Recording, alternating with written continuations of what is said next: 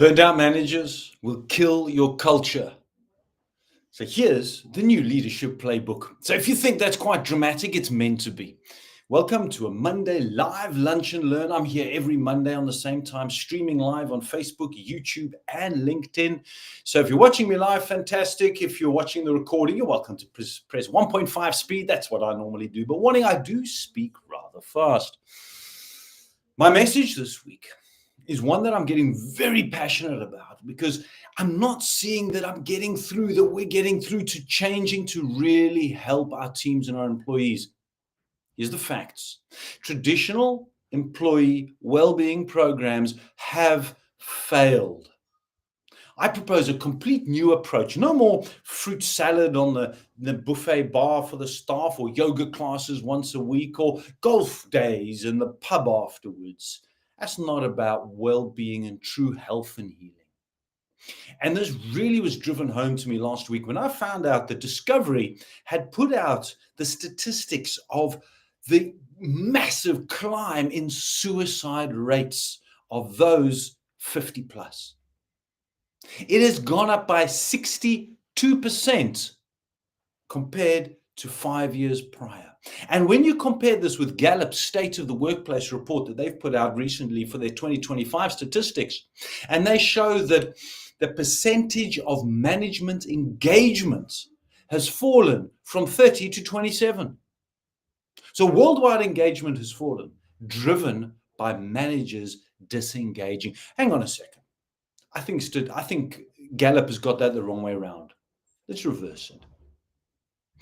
73% of your management team are disengaged in their work. 73. Discovery says this is the greatest drop in engagement since the pandemic.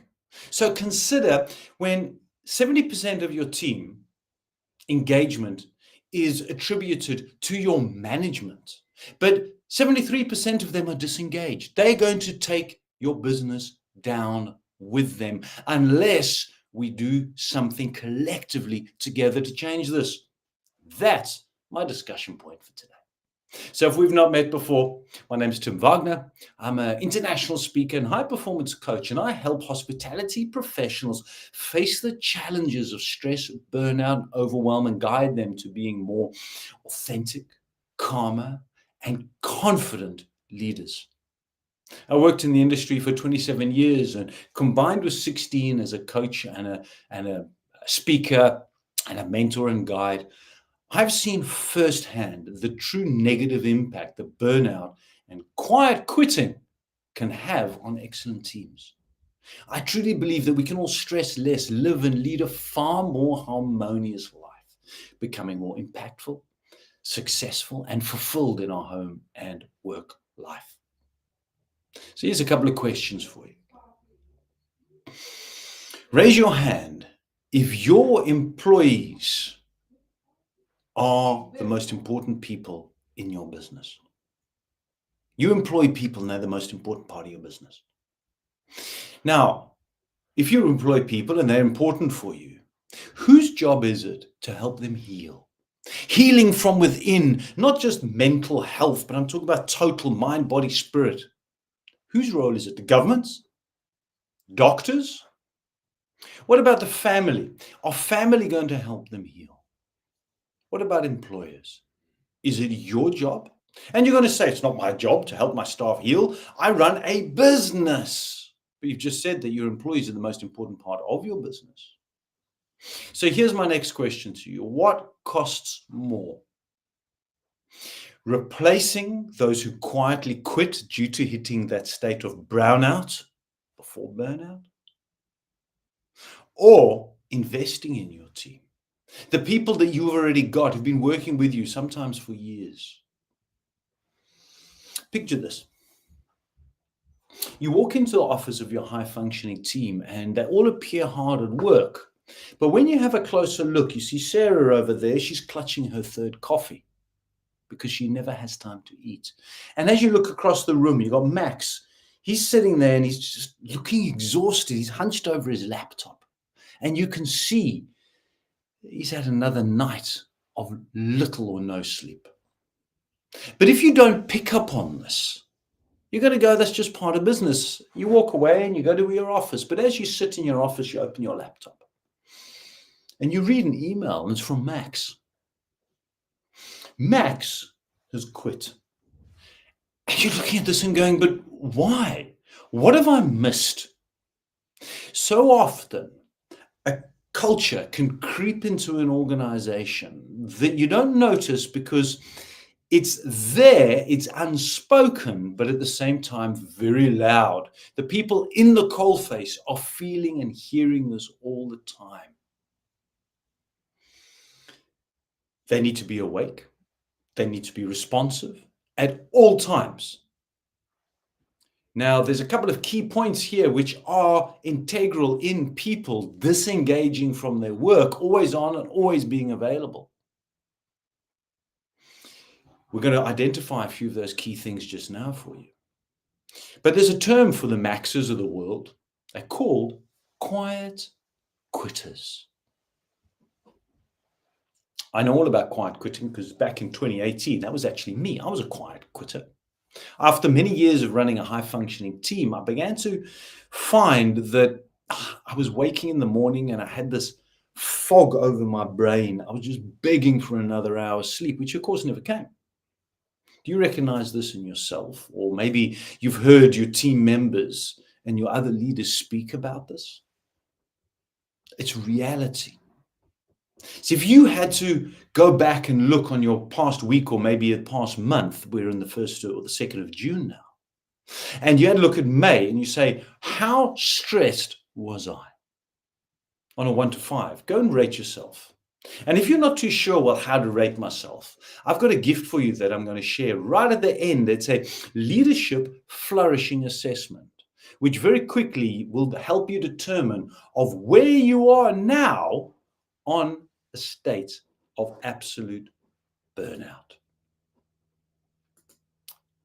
I've come to call this authenticity brownout syndrome. Now, let me backtrack a little bit to you here. What is brownout and what is this burnout? Is it really burnout? What is brownout and how do I flourish? So through my research, working with many high-functioning leaders and teams, I've come to notice a unique pattern.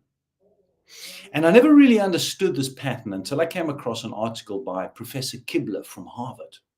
Now, Kibler describes a state of emotional exhaustion where high performers appear fine on the outside, but are internally slowly disengaging from their work until one day, unexpectedly, they quit. Now, Kibler is the one who calls this state brownout. But brownout's not easy to identify in high performers because they're turning up and they're doing the work. But internally, they're not always there. But here's also the warning. It's a highly negative and contagious space to be in. What often happens when people are in a state of brownout is that they wear a mask, turning up to work and acting in a way that they believe people around them, the team, the customers, you want them to behave. So they're inauthentic. Now, to me, it felt like I was this elastic band. On one end was this genuine, authentic person that was Tim, but on the other side was this stressed out individual. Like I had to work harder, I had to push more, I had to do longer hours, I had to be available all the time and sacrifice to produce the results required of me. And I became stressed and more and more and more. And I knew that if I stayed there, eventually that band would snap. That's burnout, complete mental and physical exhaustion. I caught these signs, so I never hit burnout. I let go. And I had to go and try and discover, who am I? What is my authentic nature? And that's where authenticity brownout syndrome comes from.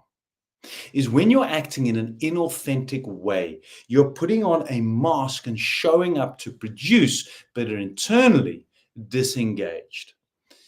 Now, when I first found this out, I'm a visual guy.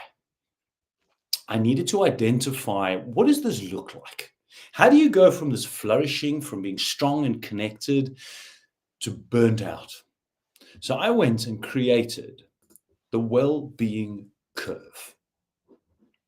Oops, too fast. Let me go back a slide. Let's get that up here a bit bigger for you.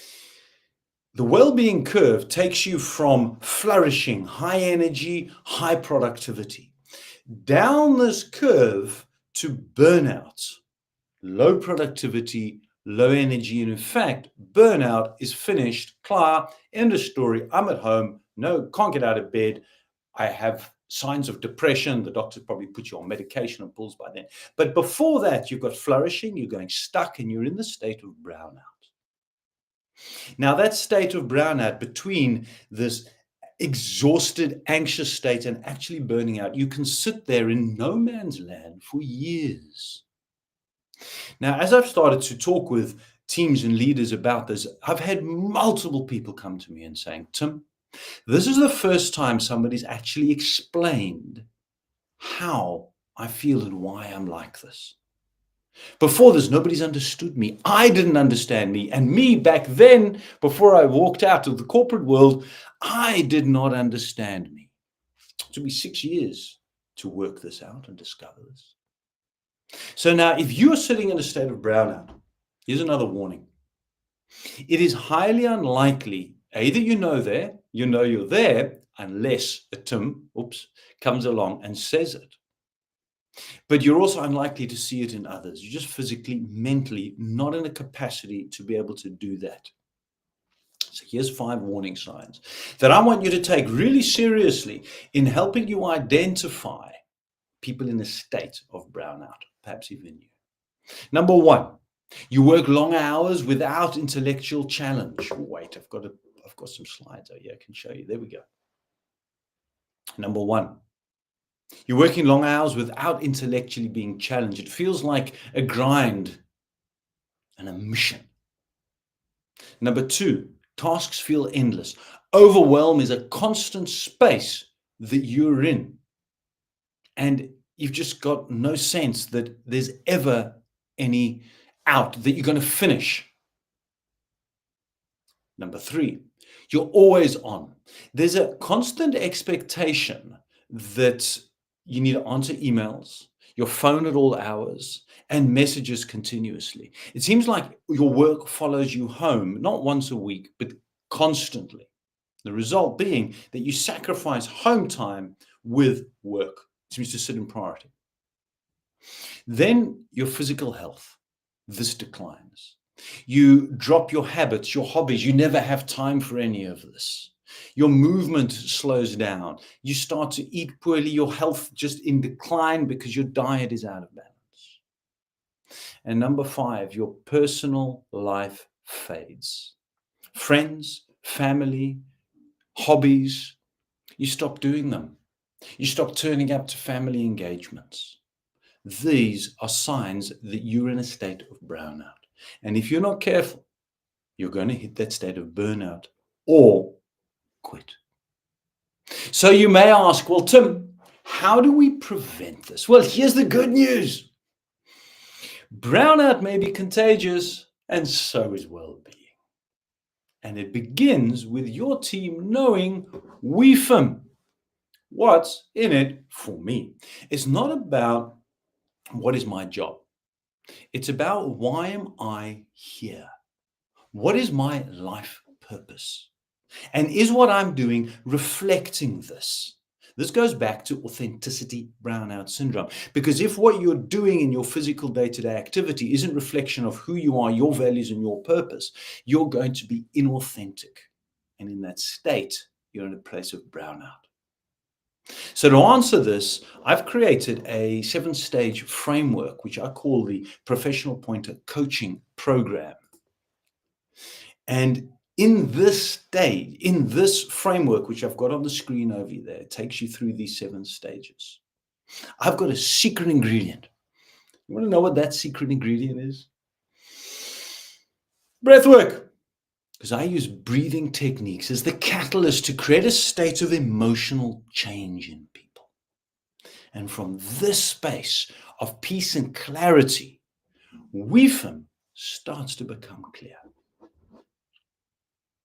So the goal of my journey, I call it a transpirational one, is to help those feeling lost, frustrated, overwhelmed, and, well, hopeless, to discover their authentic nature in a calm, clear, and simple to understand flow. Jim Rohn says, work harder on yourself than you do on your job. Now, I proposed and I presented, take a screenshot. Where are we? There we go. Take a screenshot of that. Join the flourishing assessment to find out where you are on that sliding scale from flourishing down to burnout. And you'll receive an immediate email back as well with where you graded at, and also being able to then identify the key points of what you can start doing right now. So I ask you, I'll leave that up. What's easier? Spending the months and millions to replace quiet quitters, or to go out there and support Maxes and Sarahs of the world in your office who are sitting in a silent state of brownout? Because I imagine a world where leaders create workplace cultures that teams thrive because they feel seen, heard, and valued. So picture this. Your company, where it's not only about your team turning up to work, but it's where they are transformed through it. That's my focus and goal. So thank you for lending me your ears. I make my money through speaking, coaching, facilitation, workshops, and I no longer do bar mitzvahs and weddings. I look forward to seeing you same time, same place for a live next week, Monday. My name is Tim Wagner. Ciao for now.